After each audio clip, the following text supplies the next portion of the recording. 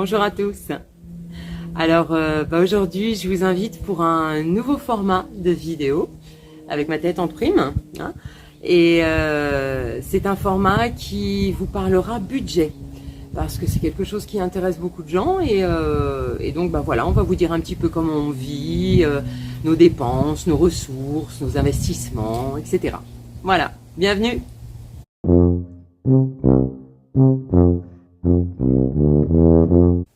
En janvier 2021, on avait fait 2 vidéos avec Sabri Taille où on abordait les thèmes de l'autonomie, on présentait notre famille, notre façon de vivre et on parlait budget, effectivement, également avec Sabri. Je vous remettrai le lien en commentaire pour ceux qui ne les avaient pas vus ou qui voudraient les revoir, etc.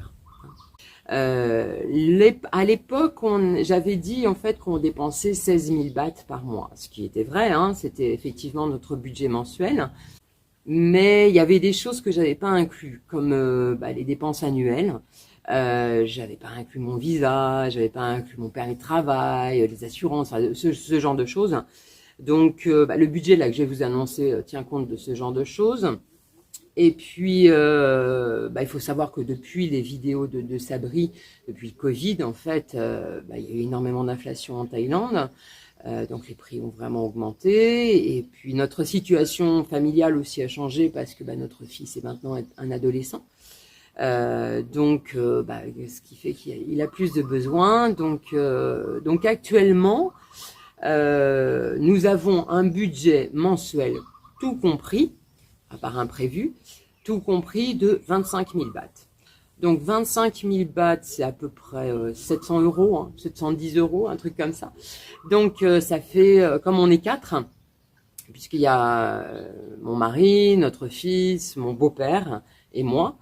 Donc comme on est 4, ça fait moins de 200 euros par mois, par personne. Voilà, d'où le titre de cette vidéo. Recherchez loin. Alors mon but n'est absolument pas de vous dire venez en Thaïlande, vous pouvez vivre avec moins de 200 euros par mois, par personne. Non, c'est absolument pas ça. J'ai aucune vocation de conseil d'installation en Thaïlande. Je pense qu'il y a beaucoup de gens qui font ça beaucoup mieux que moi. De plus, notre situation, je veux dire, actuellement, on est à moins de 200 euros par personne par mois. Pourquoi? Parce que ça fait plus de 20 ans qu'on est installé ici, qu'on a fait des investissements, voilà, il y a eu beaucoup de choses qui se sont passées. Donc, me tapez pas dessus en me disant, non, je ne dis absolument pas ça. C'est juste notre situation personnelle. Voilà, fin de la parenthèse. Donc, je vais vous détailler aujourd'hui notre budget actuel de 25 000 bahts par mois.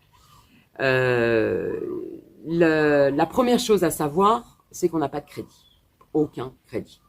Tout ce que nous l'avons acheté comptant et donc nous n'avons aucune obligation mensuelle vis-à-vis d'une banque. Donc, le premier gros poste de dépenses que nous avons, c'est les dépenses courantes, on va dire. Les dépenses courantes, c'est-à-dire que j'entends par là la nourriture, les produits d'hygiène, les produits d'entretien, l'habillement, je sais pas moi, le tabac, enfin voilà, c'est ces petites choses comme ça. La nourriture, c'est vrai qu'on en produit beaucoup, hein, on produit presque 50%, je pense, de ce qu'on mange, mais il y a encore plein de choses qu'on ne produit pas. On ne produit pas de riz, on ne fait pas de farine, le lait, je vais l'acheter à la ferme d'à côté. Enfin voilà, il y a quand même pas mal de choses, des gros postes importants au niveau nourriture qu'on ne produit pas. Et donc voilà, tout cet ensemble de choses courantes, ça représente à peu près 10 000 bahts par mois, hein, sur les 25 000 que je vous ai exposés tout à l'heure. Ensuite, un des gros postes de dépenses, c'est l'essence. L'essence, pour tout, hein, pour nos véhicules, hein, puisqu'on a 4 véhicules. On a une Isuzu de plus de 600 000 km, une diesel. On a une Toyota plus de 300 000 km en essence. On a une petite Yamaha, une petite moto Yamaha dont se sert notre fils, hein, pour aller à l'école tous les jours, pour avoir son indépendance au niveau déplacement. On a également encore la vieille moto sur laquelle on s'est rencontré avec mon mari, qu'il avait quand on s'est rencontrés. Et puis il y a de l'essence aussi, on utilise les tronçonneuses, on utilise des broussailleuses, enfin voilà, l'essence est vraiment un poste important. Il faut savoir que l'essence c'est quand même assez cher en Thaïlande, notamment quand on regarde par rapport au pouvoir d'achat. Donc ça c'est un poste qui représente à peu près 4000 bahts. Ensuite, il y a les animaux. Donc, les canards, les poules, nos 3 pintades, les poissons, les chiens, le chat. Voilà, il y a du monde chez nous et donc faut les nourrir. On ne produit pas énormément de nourriture pour eux. Bon, les chiens, c'est le même rythme que nous. Les poules, etc. C'est vrai qu'ils sont libres, hein, donc ils peuvent aller sur les terrains et trouver la nourriture par eux-mêmes, mais bon, il leur faut quand même un complément. Donc, la nourriture que nous achetons pour nos animaux tous les mois, ça représente à peu près 3000 bahts. Donc, c'est encore un poste assez important.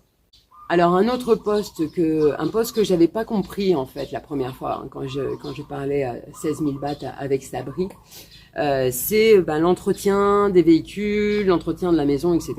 On a des vieux véhicules. Donc, ça signifie qu'il faut régulièrement faire les vidanges, il faut, pour assurer notre sécurité, hein, les vidanges, les niveaux, il faut changer les pneus, il faut... Enfin voilà, il y a beaucoup de petites choses, hein, il y a souvent des petites réparations qui sont dans cet entretien-là.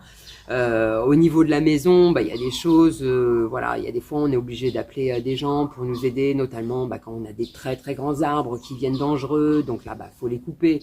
Et ça, nous on monte pas tout en haut, hein, on appelle des professionnels. Enfin voilà, ça c'est des petites choses, tout ce qu'on doit acheter quand on doit acheter des tuyaux, quand on doit acheter des trucs à changer, enfin etc. Et donc ce poste-là, entretien, ça fait à peu près 2000 bahts par mois. Alors, un autre poste de notre budget, c'est notre ado, hein, c'est Willow. Parce que il va à l'école tous les jours, et il a besoin d'argent de poche, bien sûr. Même s'il travaille avec nous, hein, quand il joue de la musique, on le paye aussi, hein, mais c'est vrai que voilà, on subvient à ses besoins autres que la nourriture, etc.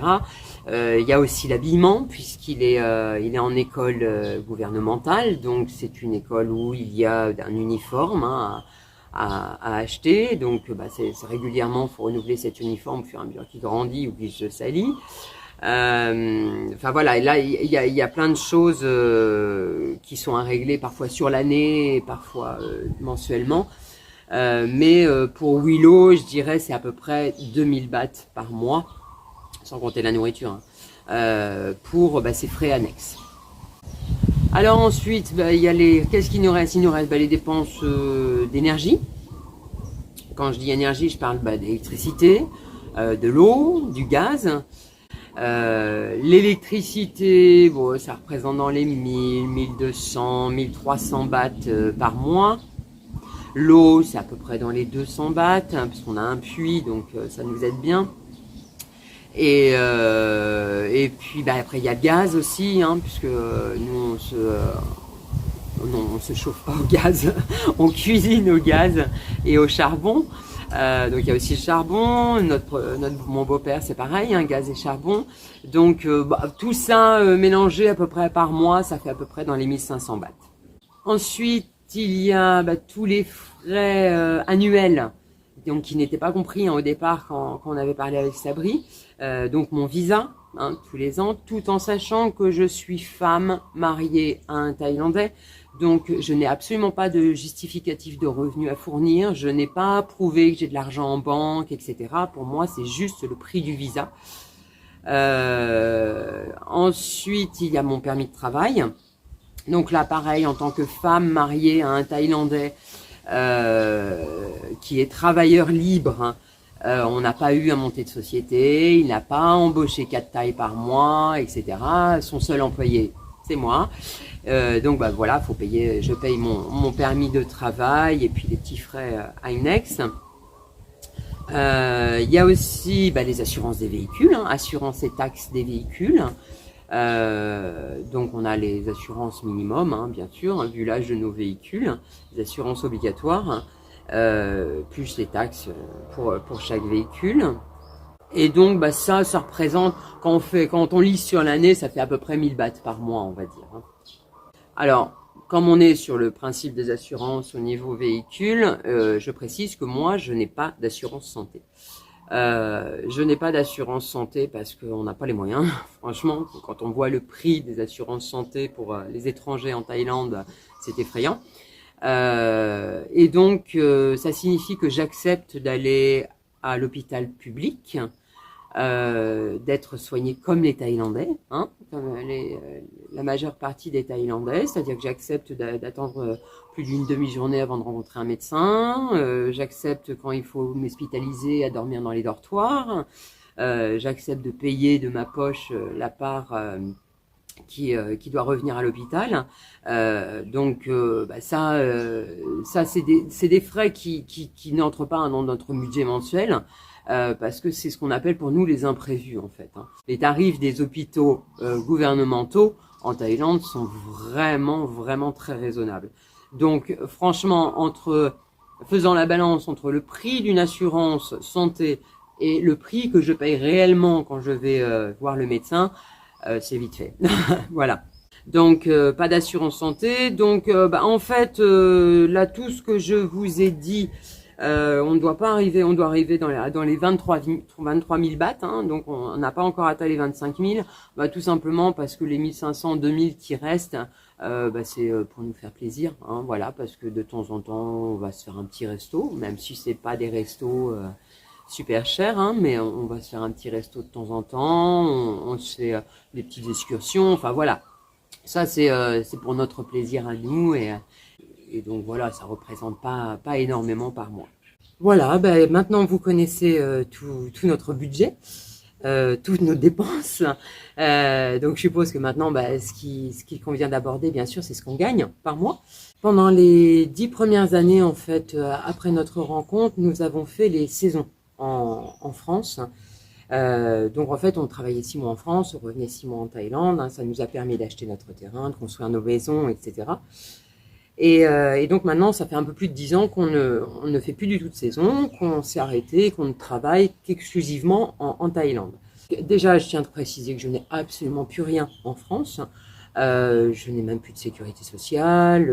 Il n'y a aucun revenu français qui arrive sur notre compte. Et donc, pour ceux qui nous connaissent, vous savez que notre métier, c'est musicien. Quand on a commencé à faire ça il y a une dizaine d'années, hein, quand on a arrêté les saisons, ça marchait plutôt pas mal. C'est-à-dire qu'on avait quand même assez de contrats, on tournait bien, hein, même si à l'époque on tournait pas avec Willow, il était trop petit, mais on avait d'autres batteurs. Et on arrivait entre les remplacements, les concerts, etc. On arrivait à avoir un revenu mensuel, on va dire lissé sur l'année, d'à peu près 25-26 000 bahts par mois. Comme on dépensait moins à l'époque, en fait, ça nous suffisait amplement. Hein. On pouvait parer aux imprévus, on pouvait même faire des petits investissements dans notre maison, des petites réparations, des petits aménagements. Et donc, tout nous convenait jusque-là. Sauf que depuis, je vais dire 2 ou 3 ans maintenant, en fait, on a de moins en moins de contrats. Alors, il y a plein de raisons. Hein. Je pense que c'est par rapport à notre style. Parce que notre style musical n'est vraiment pas recherché. Hein. On chante des chansons des années 60-70 et malheureusement, il n'y a pas beaucoup de public pour ça sur Kanchanaburi. Et puis maintenant, il y a énormément de nouveaux groupes qui sont arrivés sur la scène musicale qui sont plus jeunes et largement meilleurs que nous. Donc, ce qui fait que on a moins de contrats, forcément moins de revenus.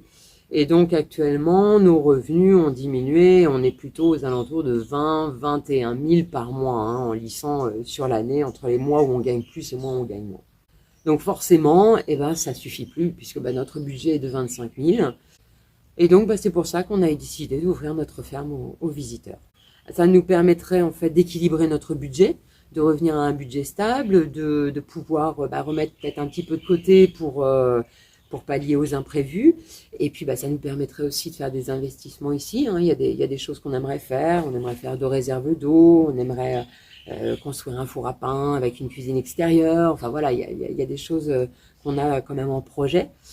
Et puis ça nous permet surtout de conserver nos valeurs, c'est-à-dire que on pourrait au moins rencontrer des gens avec qui on peut partager le fait que la sobriété c'est pas forcément une punition, c'est une autre façon de vivre.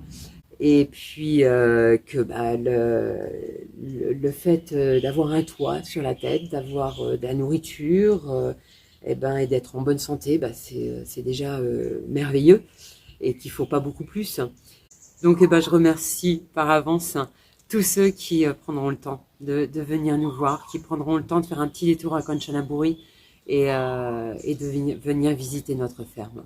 Voilà, je pense avoir fait un petit peu le tour de notre budget, de la façon dont on vit.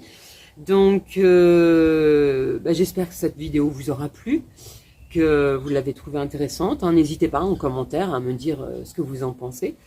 Pour la prochaine, je sais pas quand, mais pour la prochaine vidéo, je pense que je parlerai des terrains, de plein de choses par rapport au terrain, comment trouver un terrain en Thaïlande, comment les prix que nous on a payés, les surfaces, enfin voilà, ce genre de choses. Et puis je vous souhaite à tous une excellente journée et je vous dis à très bientôt. Allez, je vous embrasse très fort. Mouah, mouah. Ciao.